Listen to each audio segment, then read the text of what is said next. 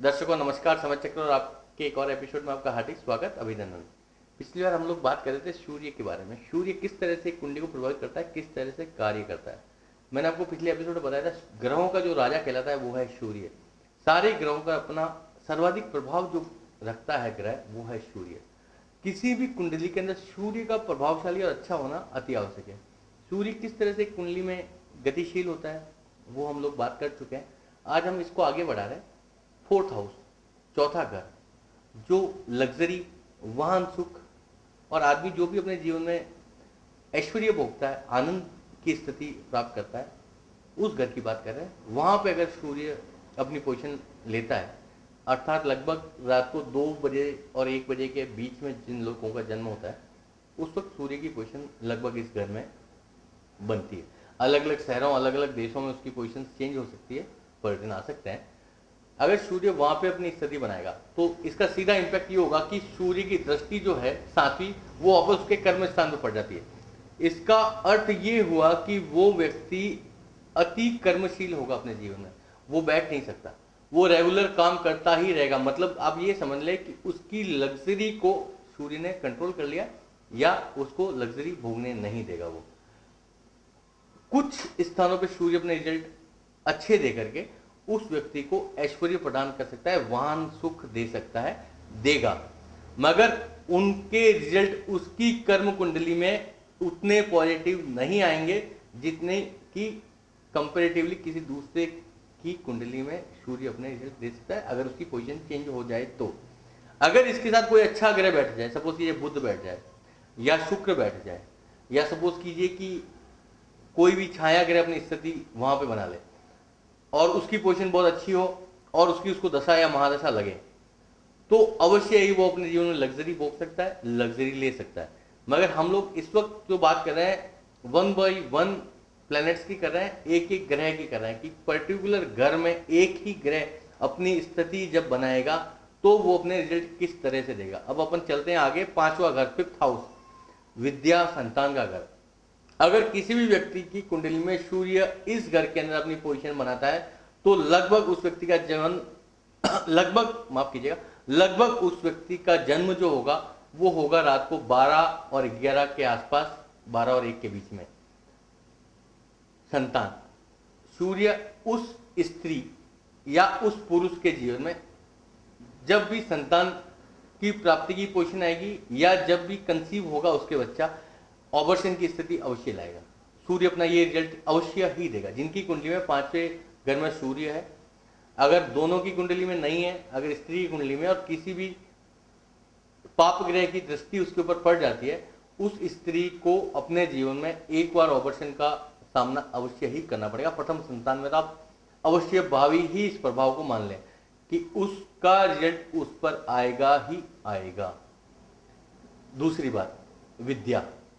वो लोग अपने जीवन के अंदर एक प्रबल वक्ता होते हैं। विद्या वो जब ग्रहण कर लेंगे, अगर उनकी अच्छी एजुकेशन हो जाती है, तो वो बोलने में, अपने वाक चातुर्य में, अपनी प्रभावशीलता में सदैव आगे रहेंगे। कई बार आपने देखा होगा कि काफी सारे स्टूडेंट्स एक क्लास में पढ़ते हैं, पर एक स्टूडेंट एकदम से खड़ा हो गया, सीधा सवाल पूछेगा, सर मेरे को ये चीज समझ नहीं आई और मुझे ये चीज कैसे गेन करनी है। अगर उसको किस चीज की नॉलेज है, फर्स्ट हैंड अप करने वाले जो स्टूडेंट्स क्लास में होते हैं वो होते हैं 5वें घर में इनके सूर्य, अर्थात जिनकी जन्म के समय उनकी स्थिति 12 और 1 बजे के बीच में जिनकी पैदाइश रहती है, फर्स्ट हैंड अप जो क्लास में करने वाले स्टूडेंट्स होते हैं, उनका सूर्य 5वें घर में आपको अवश्य ही मिल जाएगा या होगा। कुछ कंडीशंस में दूसरे ग्रह भी अपने जीवन में प्रभाव डालते हैं, उनकी पोजीशन अलग तरह से कार्य करती है। अपन आगे बढ़ते हैं। विद्या और संतान के घर से 6ठा घर आ जाता है 6th हाउस, रोग और शत्रु। मैंने आपको पहले ही कहा कि किसी भी कुंडली के अंदर, लग्न के अंदर अगर सूर्य है तो उसको आंख संबंधी रोग होगा ही होगा। अब 6ठे घर में जब इसकी पोजीशन बनेगी सूर्य की, तो वो अपना प्रभाव अवश्य दिखाएगा। मैंने 5वें घर से संतान का जो रिजल्ट दिया वो 6ठे घर से भी उस व्यक्ति को अवश्य आएगा। उसको अपनी संतान उत्पत्ति में एक आध बार ऑपरेशन का सामना करना ही होगा, अवश्य ही ऐसी स्थिति बनेगी। आंख संबंधी रोग, उस व्यक्ति को आंख संबंधी रोग अवश्य ही होंगे। दूसरी बात, अगर उसका जन्म अमावस्या के आसपास हो जाता है और चंद्रमा भी अपनी पोजीशन वहां पे ले लेता है या आसपास के किसी घर में ले लेता है, तो उस व्यक्ति को वेदर चेंज के अकॉर्डिंगली जो सिम्टम्स फर्स्ट इंपैक्ट में उसके ऊपर आएंगे वो अवश्य आएंगे। खांसी, जुकाम, बलगम, पेट संबंधी विकार, डाइजेशन सिस्टम में प्रॉब्लम, सर दर्द, बालों का झड़ना, ये जो भी रिजल्ट है, अगर सूर्य अपनी पोजिशन वहां बनाता है, जितने भी संसार में गंजे लोग हैं या जिनके बाल झड़ने की समस्या है, उनके 6th हाउस में सूर्य अपनी पोजिशन बनाएगा। बाल झड़ने की मुख्य वजह में एक ग्रह है, वो है सूर्य। आंखें कमजोर हो जाना, बड़े चश्मे लगना, आयु के प्रभाव के बाद हर व्यक्ति की आंखें कमजोर होती है। एक चाइल्डहुड में 15, 16, 17, 18 साल की आयु में जिनकी आंखें कमजोर होती है, उनके ऊपर रिजल्ट अपन जब लेंगे। डॉक्टर्स की आंखें अक्सर कमजोर होती है। वो जो आंखें कमजोर होती है वो सूर्य की वजह से नहीं होती, वो अति स्टडी की वजह से होती है। ज़्यादा से ज़्यादा पढ़ाई करने से, ये कि आप काम को 14, 15 घंटे, 16 घंटे तक अगर किताब पढ़ रहे हैं तो वो आंखों पे ऊपर अपना प्रभाव डालते डालते एक ऐसी पोजीशन ले आती है कि उससे आंखें कमजोर होती है। मगर जो कम पढ़ते हैं, सपोज कीजिए 15-20 मिनट, 1 घंटा, आधा घंटा जो पढ़ते हैं, उनकी अगर आंखें कमजोर होती है, उनको अगर रेगुलर सर दर्द की शिकायत रहती है, उनको अगर जैसे लेडीज है उनको इरेगुलर पीरियड्स की प्रॉब्लम रहती है, इसकी वजह बनता है सूर्य।